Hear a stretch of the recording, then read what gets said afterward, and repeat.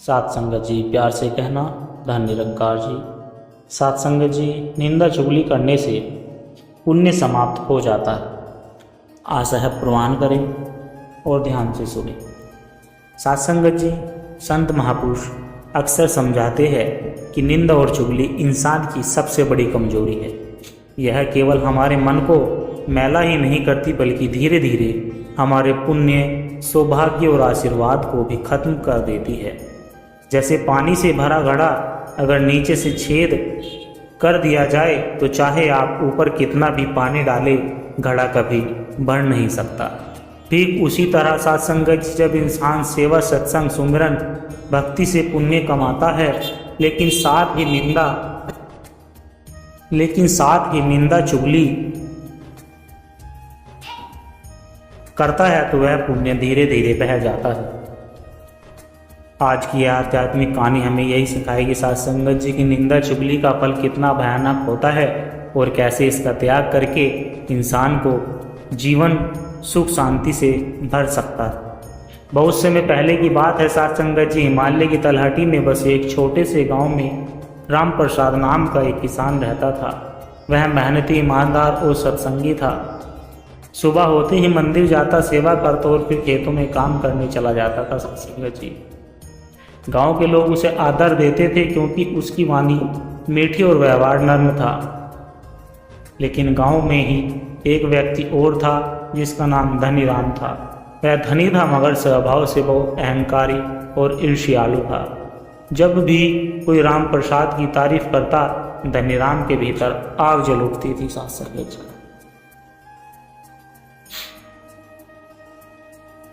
एक दिन गांव की चौपाल पर बैठकर धनीराम ने कुछ लोगों से कहा कि अरे तुम लोग बेवजह राम प्रसाद की तारीफ करते हो।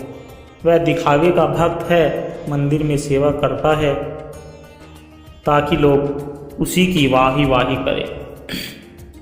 लोगों ने शुरू में उसकी बातों पर ध्यान नहीं दिया, परंतु धीरे धीरे धनीराम रोज यही बातें दोहराने लगा। सात संगत जी, धीरे धीरे उसके साथ कुछ और लोग भी जुड़ गए। वे सब चुगली और निंदा चुगली में ही अपना जीवन बिताने लगे। और जैसा होता है, निंदा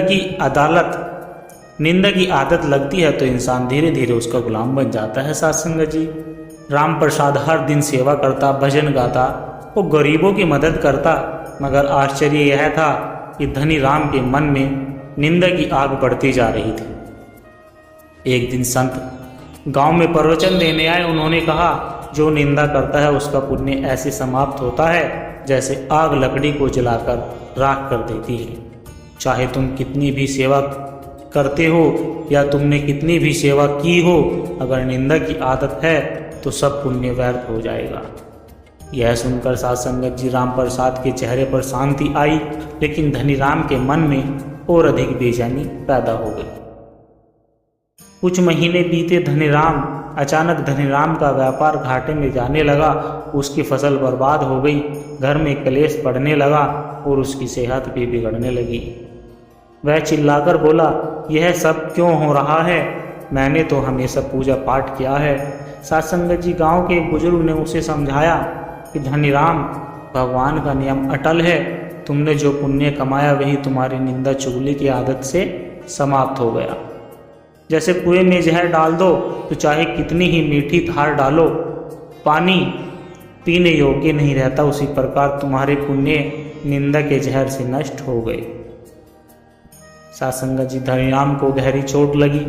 वह संत के पास गया और विनम्र होकर बोला कि महाराज, मैं समझ नहीं पा रहा हूँ, क्या सचमुच निंदा से इतना बड़ा नुकसान होता है? संत मुस्कुराए और बोले कि बिल्कुल, निंदा दूसरों की नहीं, सबसे पहले खुद को जलाती है। यह मन की शांति छीन लेती है और पुण्य का भंडार खाली कर देती है। अगर जीवन में सुख चाहिए तो निंदा छोड़कर सेवा और सुमरन का सहारा लो। सात संगत जी, धनीराम ने उस दिन से निंदा छोड़ने का संकल्प लिया। उसने गांव के सभी लोगों से क्षमा मांगी। धीरे धीरे उसके जीवन में बदलाव आया। व्यापार फिर से ठीक होने लगा, घर में शांति आई और उसका मन भी हल्का हो गया। साथ संगत जी, गांव के लोग कहते कि देखो, निंदा करने वाला जब सुधरता है तो उसका जीवन भी संवर जाता है। साथ संगत जी, यह कहानी हमें यही सिखाती है कि निंदा और चुगली इंसान के पुण्य को ऐसे नष्ट करती है जैसे दीमक लकड़ी को खा जाती है। इसलिए हमें चाहिए कि कभी भी किसी की बुराई ना करे, बल्कि अगर वक्त मिले तो दूसरों के गुणों की चर्चा करे, सेवा और सुमरन में अपना समय बिताए। साथ संगत जी, एक प्राचीन नगर में हरिभक्त नाम का व्यक्ति रहता था। वह सत्संग में जाता, दान करता और अपने नगर के लोगों की सेवा करता था। साथ संगत जी, अपने नगर के लोगों की सेवा करता था। नगर में उनकी गिनती एक नेक इंसान के रूप में होती थी। साथ संगत जी, लेकिन उसी नगर में सुदामा नाम का व्यक्ति भी था जो हमेशा दूसरों की बुराई खोजने में लगा रहता। उसके पास जब भी लोग बैठते वह किसी न किसी की निंदा और चुगली शुरू कर देता था। धीरे धीरे यह उसका स्वभाव बन गया। हरिभक्त सेवा में लगा रहता, वह मंदिर की सफाई करता, भूखों को भोजन देता, यहाँ तक कि अपने समय का हिस्सा दूसरों को भी भलाई में लगा देता।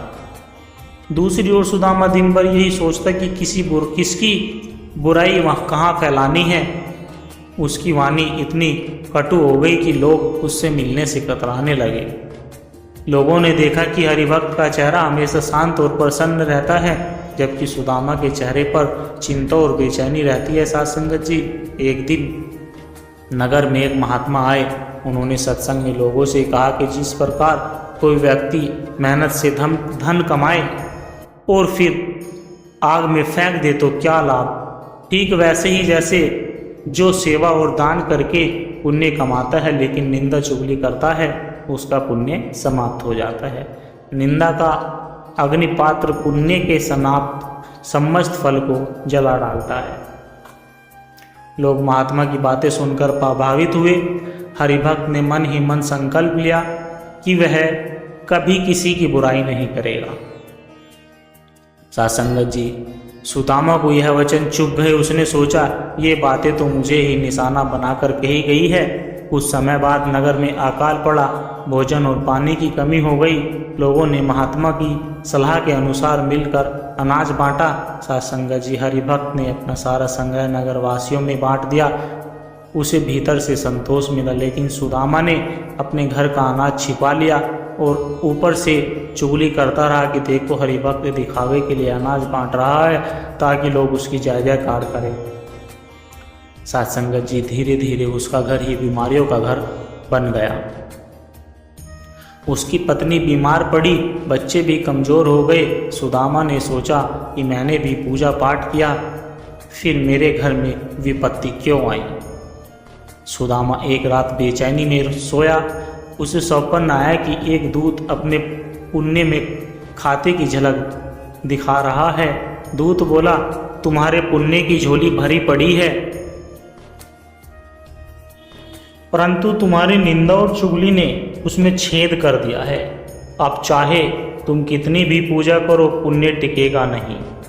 सौपन से जाकर सुदामा कांप उठा। अगले दिन सुदामा महात्मा के पास गया और रोते हुए कहा कि गुरुदेव, मैंने अपना जीवन व्यर्थ कर दिया। मैं दूसरों की निंदा करता रहा और अपने पुण्य को मिटा दिया। अब क्या करूं? महात्मा ने साथ संगत जी समझाया कि बेटा, निंदा का त्याग कर दो, आगे से वाणी को मधुर बनाओ, दूसरों के गुणों की चर्चा करो और सेवा में मन लगाओ। निंदा करना आसान है साथ संगत जी, लेकिन गुणगान करना कठिन है। वही सच्चे पुण्य का आधार है। सुदामा ने साथ संगत जी वही किया। उसने लोगों से क्षमा मांगी, हरिभक्त से भी क्षमा मांगी। अब वह सभा में बैठकर निंदा नहीं करता, बल्कि कहता कि हम सबके भीतर ईश्वर का अंश है। किसी की बुराई करना अपने ही भीतर के ईश्वर की बुराई करना है। साथ संगत जी, धीरे धीरे उसका जीवन भी बदल गया।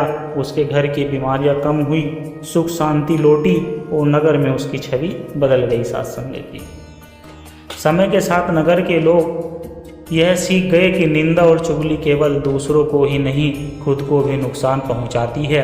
हरिभक्त की तरह जो लोग सेवा और भलाई में लगे रहते हैं, उनका पुण्य बढ़ता है, लेकिन सुदामा जैसे जो निंदा करता है उसका पुण्य जलकर राख हो जाता है साथ संगत जी।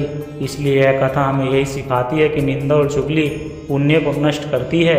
दूसरों के दोष देखने से पहले अपने दोष सुधारना चाहिए। सेवा सुमरण और सत्यवाणी से जीवन पुण्यवान बनता है साथ संगत जी। बुराई फैलाने से मन भारी होता है, लेकिन गुणगान और क्षमा से मन हल्का और शांत होता है साथ संगत जी।